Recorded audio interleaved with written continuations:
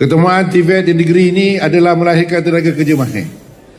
Kita ada arkitek, kita ada engineers, sama ada engineer, electrical engineers, civil engineers, dan apa juga engineer. Tapi kalau tidak ada TVET, mereka tidak ada juga gunanya untuk melakarkan pelan-pelan pembangunan. Maka TVET akan bangkit bersama-sama dengan perkembangan teknologi semasa.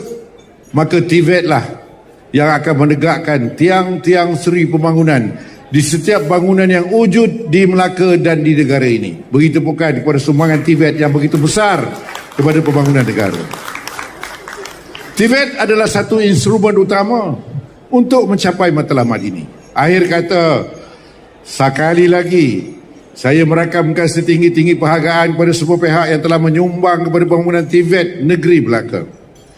Mekar selasih di tangan dara, madah berseri tambah serinya. TVET pemacu agenda negara, Melaka dijulang di mata dunia.